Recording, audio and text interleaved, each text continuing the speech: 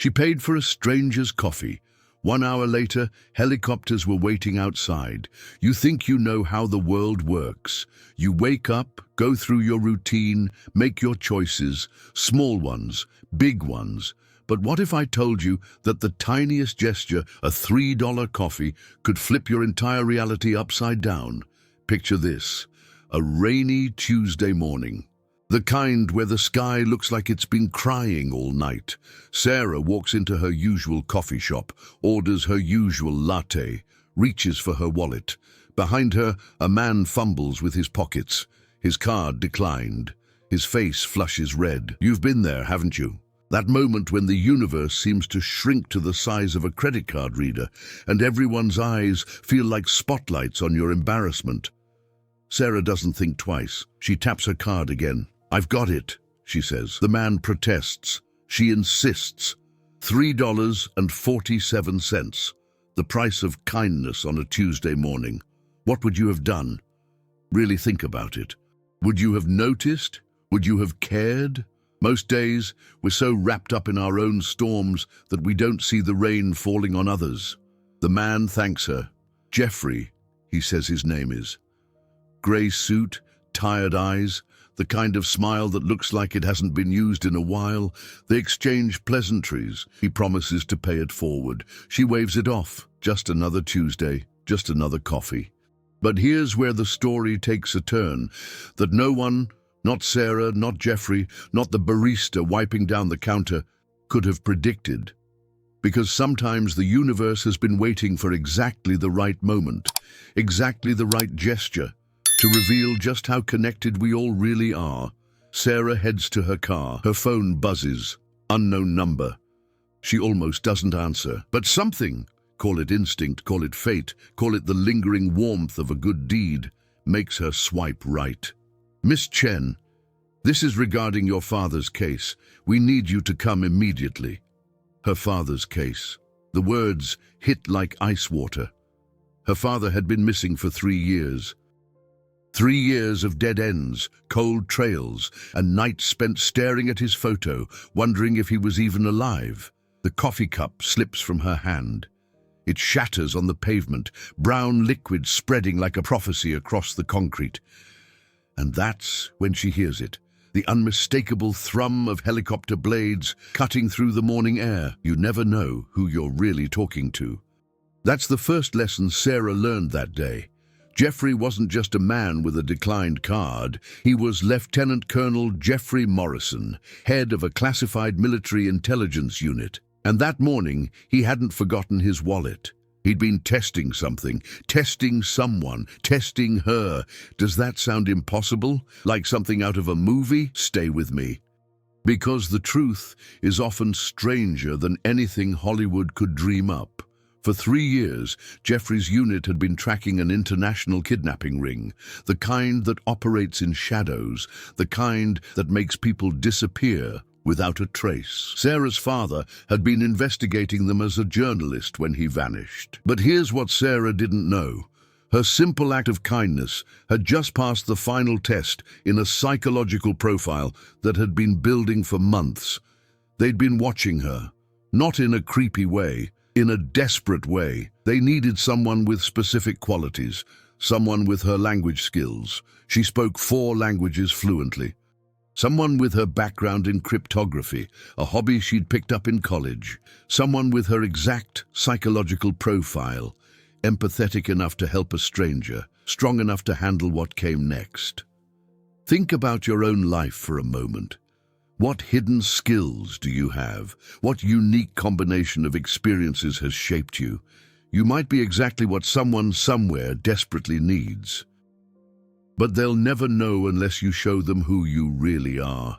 The helicopters landed in the parking lot, black, unmarked, the kind you pretend not to notice in movies. Jeffrey stepped out, this time in full uniform. The transformation was jarring. The fumbling man from the coffee shop was gone. In his place stood someone who'd seen things, done things, saved things. "Your father is alive," he said, just like that. 4 words that rewrote 3 years of grief. If this story moves you, if it makes you think differently about the strangers you pass every day, then you're exactly who this channel is for. Hit that subscribe button and join a community that believes in the power of human connection. Sarah's knees buckled, alive. The word echoed in her chest like a second heartbeat, but Jeffrey wasn't done. He pulled out a tablet, showed her a grainy photo. Her father, thinner, older, but unmistakably him, sitting in what looked like a concrete room, alive but captive. He's been sending us messages, Jeffrey continued, coded messages, hidden in articles published by his captors as propaganda. But the code, it's something only you would understand. The code. Sarah's mind raced back to Sunday mornings when she was 12, her father teaching her cryptography like other parents taught bike riding, their secret language, their game that wasn't really a game. He knew we'd find you, Jeffrey said. He's been waiting for you to find him. Memory is a funny thing. It sleeps until the exact moment you need it most. Sarah stood in that parking lot, rain still falling, helicopters still humming, and suddenly she was 12 again. Sunday morning, kitchen table, her father's hands moving across paper, drawing symbols, creating patterns. Information wants to be free, Sarah, he'd say, but sometimes you have to hide it to set it free. You carry more than you know. Every lesson, every moment with someone you love, it's all there, waiting. Sarah had thought those Sunday mornings were just quality time. She never imagined they were survival training. The code her father created wasn't complex in structure. It was complex in meaning, based on inside jokes, shared experiences, things only a daughter would know. The time they got lost hiking and invented names for stars, the made-up language they used when her mum was planning surprise parties, the way they'd hide messages in her lunchbox using the periodic table. This is what love does. It creates a language that transcends words, that survives separation, that bridges impossible distances. Your connections with people aren't just emotional, they're tactical. They're survival gear you don't know you're carrying. Jeffrey's team had intercepted hundreds of propaganda articles over 3 years, boring stuff about economic policies, infrastructure projects, mind-numbing content designed to be overlooked. But Sarah's father had turned them into bottles, thrown into an ocean of data, each one carrying a piece of their private language. She sat in the helicopter, tablet in hand, articles flooding the screen. Her eyes jumped between words, catching patterns. There, a reference to stellar navigation that matched their made-up constellation. Here, economic figures that spelled out coordinates when converted using their periodic table game. The messages assembled like a puzzle. Location coordinates, guard rotations, medical needs. But the last message, the most recent one, made her blood run cold. It was different, urgent. Blue moon rising, kitchen table empty, time for breakfast.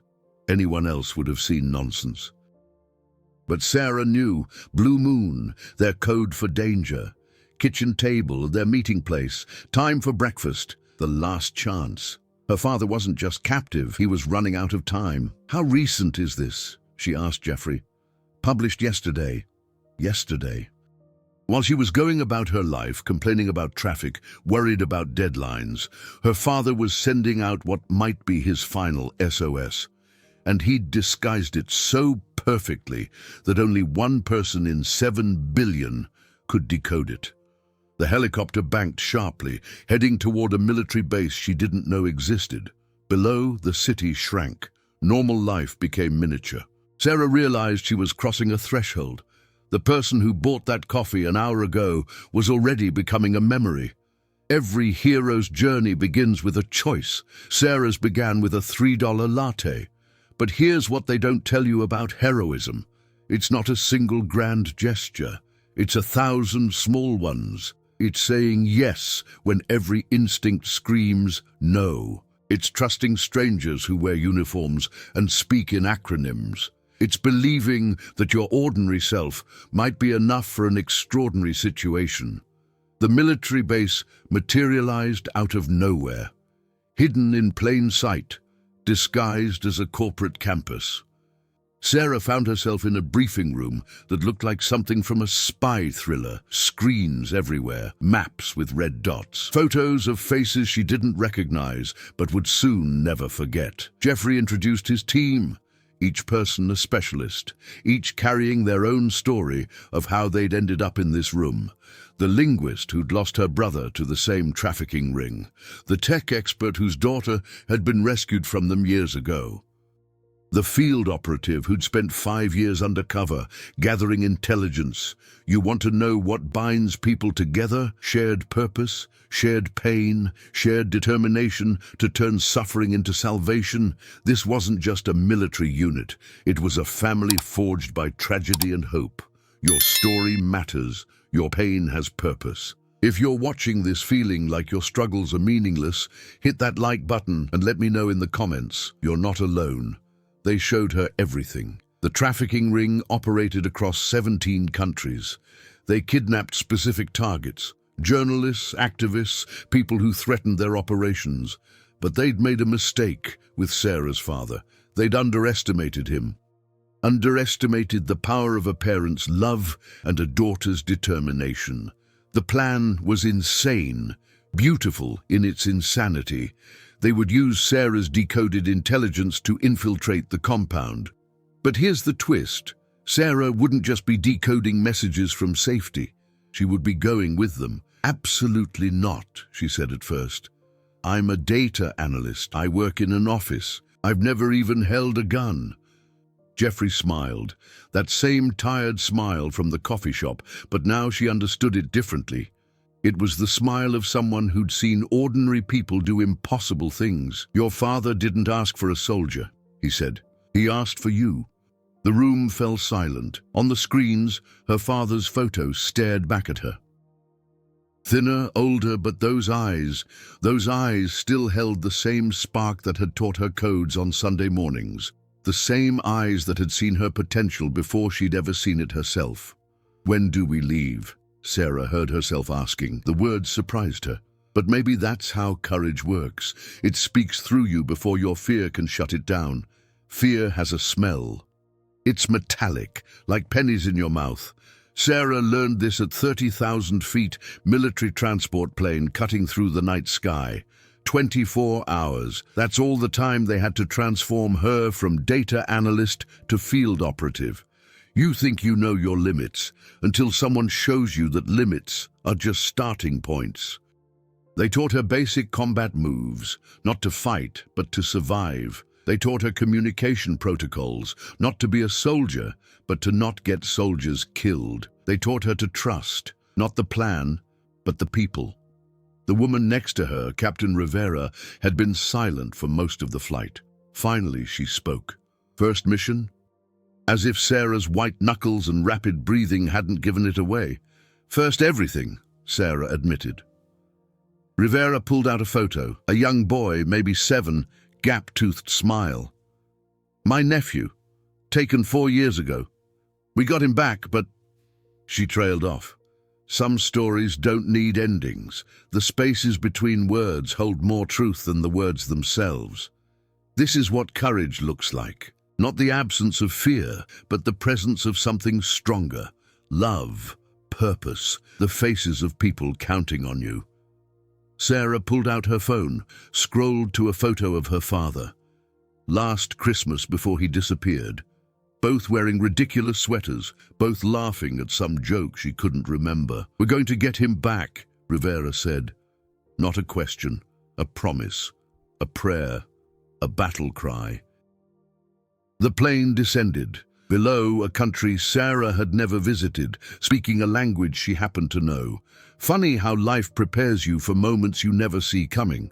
All those nights studying languages for fun, all those puzzles solved for the satisfaction of solving them. Every skill you develop for joy might one day be someone's salvation. They landed at a forward operating base. More briefings, satellite images of the compound, guard positions marked in red, entry points in blue, her father's likely location in green. It looked so clinical on the screen, so manageable. But Sarah knew that between those colored dots lay real danger, real guns, real consequences. Jeffrey pulled her aside. "There's something else," he said. Of course there was. There always is. The trafficking ring had a new buyer coming, someone big, someone who could expose their entire network if captured. The meeting was tomorrow night, same compound. It's why her father's message had been urgent. He'd overheard the plans. "So we're not just rescuing him," Sarah said. "We're stopping them." "Your father started this fight 3 years ago," Jeffrey replied. "Tomorrow we finish it." And the weight of it settled on her shoulders. This morning she'd been worried about quarterly reports. Now she carried the responsibility of not just saving her father, but potentially hundreds of future victims. Life has a way of revealing your true size when it matters most, and Sarah was discovering she was bigger than she'd ever imagined. Dawn breaks differently when you might not see another one. Colors seem sharper, air tastes sweeter. Sarah watched the sunrise from the safe house, memorizing its particular shade of orange. The team moved like a machine, each person a vital part. Weapons checked, communications tested, plans reviewed. Sarah's role was specific. Once they breached the compound, she would need to locate and decode any intelligence her father might have hidden. He'd been preparing for this possibility, leaving breadcrumbs only she could follow. You never really know someone until you see what they do when hope becomes strategy. Her father hadn't just survived 3 years of captivity. He'd turned his cell into an intelligence-gathering operation. Every conversation overheard, every pattern noticed, every detail stored, waiting for this moment, waiting for her. The local asset arrived. A man who'd been undercover for 2 years, feeding information to Jeffrey's team. He looked ordinary, forgettable, the kind of person you'd pass 1,000 times without noticing. Perhaps that's the greatest superpower, the ability to be invisible in plain sight. "Your father," he said to Sarah, "talks about you constantly, drives the guards crazy. Stories about teaching you chess, about camping trips, about the time you built a robot for the science fair." Sarah's throat tightened. The robot had been a disaster. It caught fire during the demonstration. But her father had framed the burned remains, called it abstract art, said failure was just success in disguise. The asset continued. "He told me once that if anyone came for him, it would be you. Said you got your stubbornness from your mother and your brains from him. Said it was a dangerous combination. Is that what we become to the people who love us? Not just children or relatives or friends, but their hope made flesh, their faith in human form." Sarah felt the weight of being someone's answered prayer. The plan was elegant in its complexity. 3 teams, multiple entry points, diversions and distractions. But at its heart, it was simple. Get in, get her father, get the intelligence, get out. Alive. They suited her up. Bulletproof vest. Communications gear, a sidearm she prayed she'd never use. Looking in the mirror, Sarah didn't recognize herself. Maybe that's the point. Maybe we all carry these other selves inside us, waiting for the moment that calls them forward. Rivera helped adjust her vest. "Remember, you're not a soldier. Don't try to be one. Be what you are. A daughter coming for her father. That's your strength."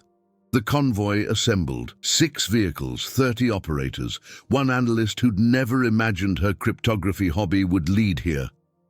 As they rolled out, Sarah thought about that coffee shop, about Jeffrey's declined card, about the moment she'd decided to pay it forward. Some moments stretched like lifetimes. The 40-minute drive to the compound was a masterclass in how time can betray you. Sarah sat between Rivera and another operator, watching the landscape change from urban to rural. Every bump in the road felt significant. Every turn seemed to lead deeper into a story that had started 3 years ago when her father didn't come home. If you've ever wondered whether your small acts of kindness matter, whether the good you put into the world comes back, keep watching. Share this video with someone who needs to believe in the power of human connection. The compound appeared gradually. First the walls, then the towers, then the reality of what they were about to do. It looked like a prison, designed by someone who'd studied human misery. Grey concrete, narrow windows, the kind of place hope goes to die. But Sarah's father had survived here. More than survived. He'd resisted.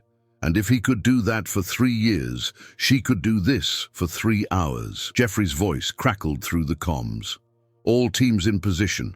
Asset confirms the buyer arrives in 2 hours. We go in 60 seconds. 60 seconds. Sarah had spent longer choosing what coffee to order this morning.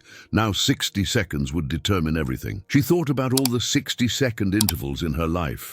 All the minute-long decisions that had led here, the minute she'd decided to study languages, the minute she'd agreed to learn her father's codes, the minute she'd paid for a stranger's coffee. 30 seconds. The operators around her transformed. Casual conversation ceased. Bodies tensed with purpose. These people who joked during the flight became weapons aimed at a single target. Sarah understood then what it meant to be part of something larger than yourself, to trust strangers with your life because the mission demanded it. 10 seconds. She closed her eyes, saw her father's face, heard his voice. Information wants to be free, Sarah. Well, today she would free more than information. Today, she would free the man who taught her that everything, even love, could be encoded and decoded. Execute. The world exploded into motion. 3 teams hitting 3 entrances simultaneously. Flashbang grenades turning night into day. Sarah's team moved like water through the breach, with her in the protected center.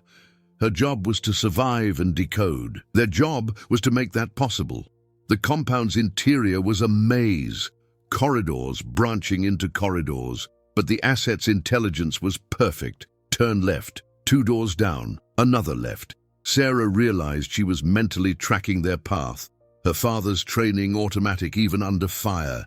Then she heard it, gunfire, not from their weapons. The compound's guards had responded faster than expected. Rivera pushed Sarah into an alcove as bullets sparked off concrete above their heads. This is what movies get wrong about gunfights. They're not choreographed dances. They're chaos with consequences. They're noise that makes thinking impossible and split-second decisions that determine who goes home. In the middle of chaos, clarity comes in whispers. Sarah heard her father's voice, not through the walls, but through memory. When you're overwhelmed, shrink the world. Focus on the next step, just the next step. The firefight intensified. Rivera and the team returned fire, professional and precise. Sarah pressed against the wall, feeling useless, feeling the weight of being protected while others risked everything. But then, she noticed something. The alcove where she hid wasn't random. On the wall, barely visible, scratched into concrete, a symbol. One of their symbols, the constellation they'd invented on that camping trip. Her father had been here, had left her a sign. "I found something," she said into comms, her voice steadier than she felt. "Not now," Rivera replied, still engaged. But Sarah was already running her fingers along the wall, following the scratches. They led to a ventilation grate. Behind it, wrapped in plastic, a notebook. Her father's handwriting, pages of intelligence, guard schedules, prisoner lists. And on the last page, a message. "Kitchen table protocol, 3rd door past the stars." The stars. He meant this spot, this invented constellation. 3rd door past here. Sarah's mind calculated rapidly. That would put him in the northwest corner of the compound. Block D. "I know where he is," she announced. The firefight was ending. Jeffrey's other teams had created enough diversion. The guards were falling back, regrouping. But that wouldn't last long. "Block D, northwest corner," Sarah continued. "He left instructions." Rivera looked at her, something like respect in her eyes. "You heard her," she told the team. "We move." Now they pushed deeper into the compound. Every corner could hide death. Every door could open onto disaster. But Sarah felt something strange, not fearlessness, but purpose so pure it burned through fear. She was decoding in real time now, not just her father's messages, but the entire situation. Understanding how 3 years of captivity had been one long encryption, waiting for her to be the key. Block D was more heavily guarded. They'd moved the prisoners here, high-value targets. Through the smoke and chaos, Sarah saw them, men and women, different nationalities, all with that same hollow look of people who'd been stolen from their lives. There, the asset pointed, end of the corridor, reinforced door, electronic lock. Sarah moved before anyone could stop her, at the keypad, her fingers flying, not randomly, the code her father would use, their shared birthday backwards. His favorite equation, the lock clicked open. Inside, a figure huddled in the corner, thin, bearded, but when he looked up, those eyes, "Hi, Dad." He struggled to his feet. 3 years of captivity, but he stood tall. "I knew you'd come," he whispered. "I knew you'd understand." Rivera cleared the room. "Touching reunion later. We move now." But Sarah's father shook his head. "The buyer. You have to know, it's..." Gunfire erupted again. Closer. The guards had regrouped, were pushing back. Time, that stretchy traitor, suddenly snapped tight. No more seconds to waste. Love makes you stupid and brilliant at the same time. Sarah grabbed her father, supporting his weight, as Rivera's team formed a protective diamond around them. "The buyer!" her father gasped as they moved. "It's not who you think. It's..."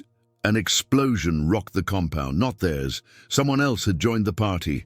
Through the smoke, new figures emerged. Different uniforms, different weapons. The buyer had arrived early, and they'd brought their own army. "You think you understand the game until someone changes all the rules." Jeffrey's voice cut through comms. "All teams, we have hostile reinforcements. Fall back to secondary extraction." But falling back meant going through the new arrivals. Sarah's father pulled her close. "The buyer is Marcus Webb, CIA, rogue faction. He's been funding them, using them to eliminate threats to his operations." The name hit like ice water. Webb. Sarah knew that name. Everyone in intelligence knew that name.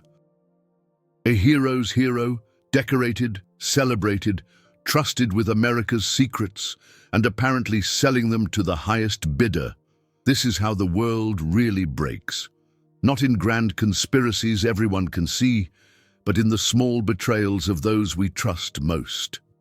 Sarah thought of Jeffrey, testing her with that coffee. Trust had to be earned, verified, tested. Because sometimes the enemy wears your uniform and knows your protocols. Rivera's team engaged the new hostiles. The firefight turned three-dimensional. Guards, operators, and now Webb's mercenaries. Sarah and her father crouched behind overturned tables as bullets turned the air into a deadly lottery. "I have it all documented," her father said. 3 years of evidence, hidden in places only you could find. The notebook was just the beginning. Of course it was. Her father had turned his captivity into an investigation, had gathered proof that would expose not just the trafficking ring, but the corruption that fed it. Sarah felt pride and terror in equal measure. Her father had painted a target on himself that wouldn't disappear with rescue. "Can you run?" she asked him. He smiled. That same smile from Sunday mornings. "I've been doing calisthenics in my cell for 3 years, waiting for this moment. Try to keep up." They ran, through corridors that had been his prison, past cells holding others who wouldn't be left behind. Jeffrey's teams were clearing them all, a rescue becoming a liberation. Sarah's father guided them, his mental map perfect despite years of captivity. "Left here," he said. "There's a maintenance tunnel, leads to the motor pool." How do you survive 3 years in hell? You learn every inch of it. You become a student of your own captivity. You prepare for the moment someone comes for you, and you make sure you can help them when they do. The tunnel was narrow, dark, filled with pipes and forgotten purpose, but it was empty of enemies. Sarah's team squeezed through, her father's breathing labored but determined. Behind them, the sound of pursuit. Ahead, the promise of vehicles and escape. They emerged in the motor pool, trucks, jeeps, and Webb himself standing with a squad of mercenaries because of course he was. The universe loves its dramatic ironies. Some moments reveal everything. Marcus Webb stood there, silver-haired and sharp-eyed, looking every inch the American hero he'd pretended to be for decades. "Agent Morrison," Webb said to Jeffrey, who'd emerged from another tunnel with his team. "I should have known. Always too idealistic for your own good." Sarah felt the shift in the air. The way everyone's weapons stayed low but ready, the Mexican standoff of professionals who knew how quickly situations could turn lethal. Her father's hand found hers, squeezed. After 3 years, that simple touch said everything. "It's over, Webb," Jeffrey replied. "We have the evidence, your whole network, every transaction, every betrayal." Webb smiled. The kind of smile that had probably charmed senators and fooled presidents. Evidence gathered by a kidnapped journalist and decoded by his daughter. Good luck with that in court. This is how corruption survives. Not through strength, but through doubt. Through the gaps in justice where good people hesitate and bad people thrive. But Sarah had learned something in the last 24 hours. Sometimes the system needs people willing to work outside it, then drag it kicking and screaming toward truth. "We're leaving," Jeffrey stated. Not a request, a fact. "With my prisoners? I don't think so." Webb's mercenaries raised their weapons. Sarah's father stepped forward. 3 years of captivity, but his journalist instincts remained sharp. "Your prisoners. Interesting admission, Mr. Webb. Especially considering you're supposed to be in Langley right now, not negotiating with human traffickers in a compound that doesn't officially exist." The words hung in the air. Sarah understood her father's game. Make Webb reveal himself, make him own his crimes, because somewhere, somehow, this was being recorded. Her father would have made sure of that. Webb's composure cracked. "Kill them all. Make it look like the traffickers did it." But he'd miscalculated. His mercenaries were professionals, but so were Jeffrey's operators. And Jeffrey's people had something Webb's didn't. Purpose beyond a paycheck. The motor pool erupted. Controlled violence, precise shooting. Sarah pulled her father behind an armored truck as bullets sparked off metal. Rivera appeared beside them. "Keys are in the trucks. When I say run, you drive. Don't stop. Don't look back." "What about—" "That's an order, civilian." The firefight intensified. But Jeffrey's teams had the advantage of righteousness and training. Webb's mercenaries fell back. Webb himself retreated, but not before locking eyes with Sarah, a promise of future reckoning. "Run!" Rivera shouted. Sarah didn't hesitate. Muscle memory from 1,000 action movies. Keys. Ignition.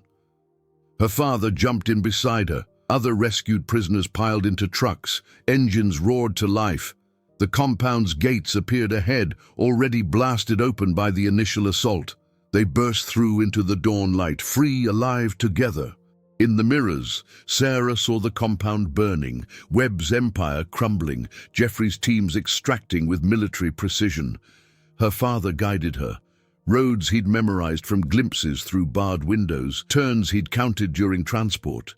Even in captivity, he'd been planning this moment. They reached the extraction point, a field where helicopters waited, rotors already spinning. As they boarded, Sarah looked back. Smoke rose from the compound. Inside, evidence that would reshape intelligence communities, expose corruption, save future victims, all because she'd bought a stranger coffee. The flight back was a blur of medical checks, debriefs, and the strange intimacy of shared survival.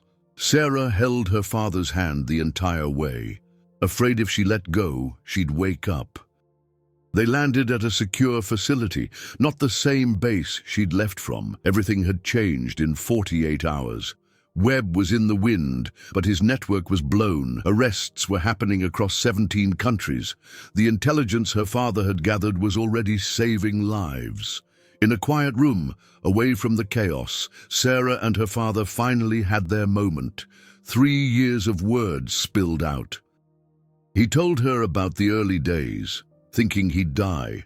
about finding purpose in gathering intelligence, about leaving her coded messages everywhere, knowing that if anyone came, it would be her. She told him about the coffee, about Jeffrey's test, about discovering that her ordinary life had prepared her for this extraordinary moment. They laughed at the absurdity, cried at the cost, found their way back to being father and daughter. "The robot," he said suddenly, "the one that caught fire at the science fair. I kept thinking about it, how you didn't give up, just rebuilt it, made it better. That's what kept me going, knowing you'd never give up on me. This is what love does. It reaches across years and walls and impossibilities. It turns failed robots into symbols of resilience. It makes a daughter pay for a stranger's coffee because her father taught her kindness. It creates a chain of connection that can't be broken by anything, not even 3 years of darkness." Jeffrey found them there, sat down heavily, the exhaustion of responsibility finally showing. Webb escaped, but we have enough to end his operations. To save everyone he would have sold. "What happens now?" Sarah asked. Now you go home, both of you, live your lives, tell your story, or don't.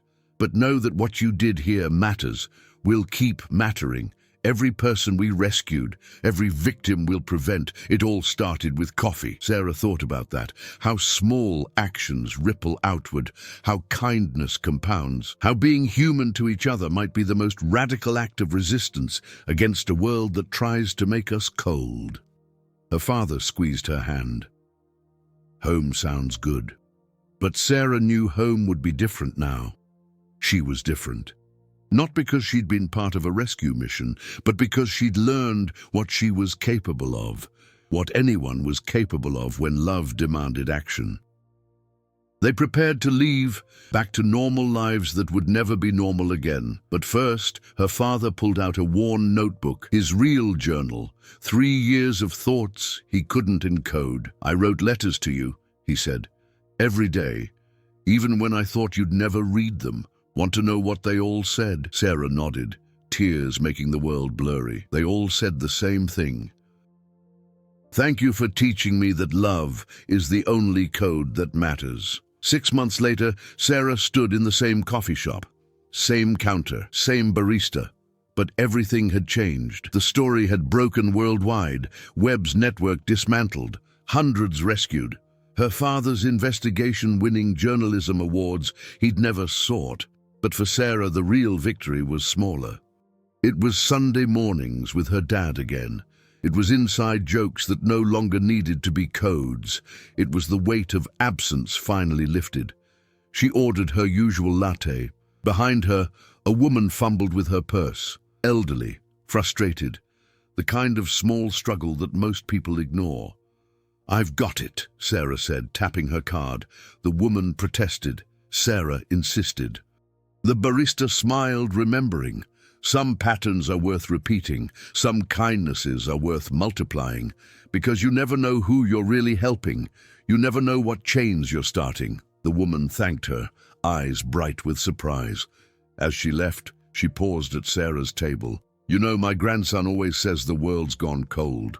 But things like this, they prove him wrong." Sarah thought of Jeffrey, now leading a reformed intelligence unit, of Rivera, training new operatives in the power of compassion alongside combat, of her father, using his platform to expose other networks, save other victims.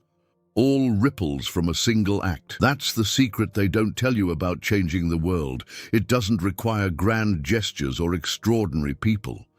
It requires ordinary people making the choice over and over to see each other, to help each other, to believe that small kindnesses can topple empires built on cruelty.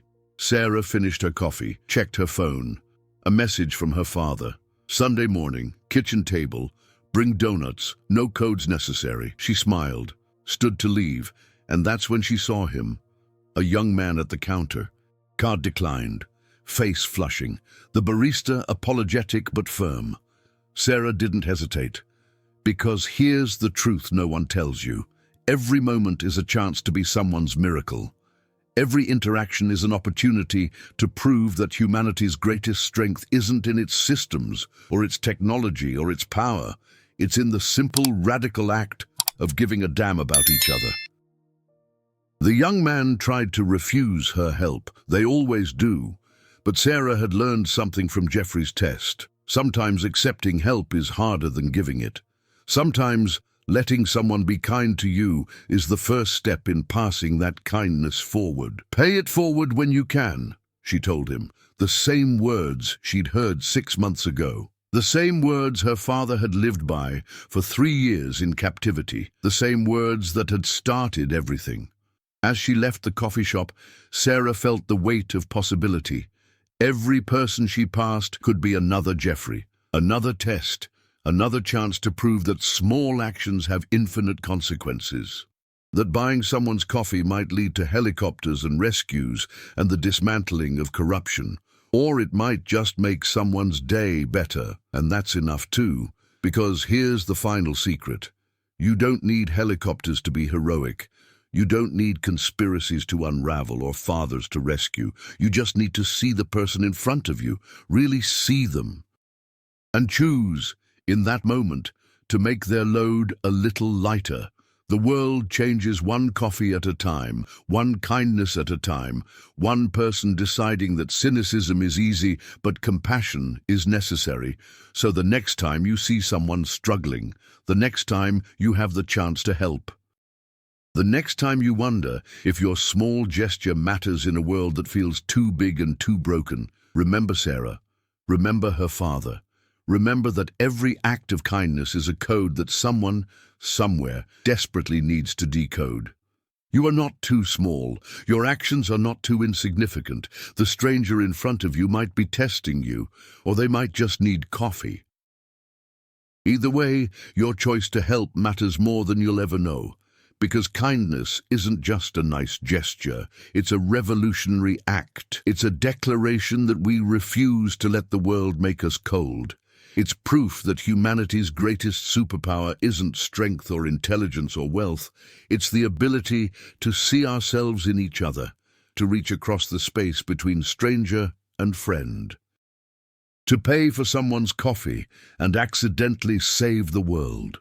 Sarah walks home now, past the helicopters that exist only in memory, past the compound that's now a symbol of justice served, past the fear and into a life made larger by the knowledge of what's possible when we choose connection over isolation. Her phone buzzes. A text from someone she helped last week. They've just paid forward their first coffee. The ripple continues. The chain remains unbroken. The code of kindness spreads from person to person, heart to heart, one small gesture at a time. This is how we win. Not through force or power or systems that divide us, but through the stubborn insistence that every person matters, that every kindness counts, that buying a stranger's coffee might be the first domino in a chain reaction that changes everything. So tomorrow, when you walk into your coffee shop, when you see someone struggling, when you have the chance to be someone's unexpected blessing, take it, not because it might lead to adventure, not because helicopters might appear, but because on the other side of that gesture is a human being who needs to know they're seen, they're valued, they're worth the price of a cup of coffee, and maybe, just maybe, you'll be starting a story that won't end with that coffee, a story that will ripple outward in ways you can't imagine, a story that will prove once and for all that the smallest acts of love are the most powerful force in the universe. The helicopters have landed, the father has been rescued, the corruption has been exposed, but the real mission continues every day, in every coffee shop, in every moment when we choose kindness over indifference. Your mission, should you choose to accept it, is simple. See someone, help someone. Start a ripple, change the world, one coffee at a time. Like this video, subscribe to this channel, but more importantly, go out there and buy someone's coffee. Share your story in the comments. Tell us about the last time a stranger's kindness changed your day, because this isn't just content, it's a movement. A movement of people who believe that small acts can have massive consequences, that ordinary people can do extraordinary things, that the price of a coffee might just be the price of changing someone's entire life. This channel exists for those who still believe in the power of human connection, for those who know that kindness isn't weakness, it's the strongest force in the universe. Join us. The world is waiting for your ripple.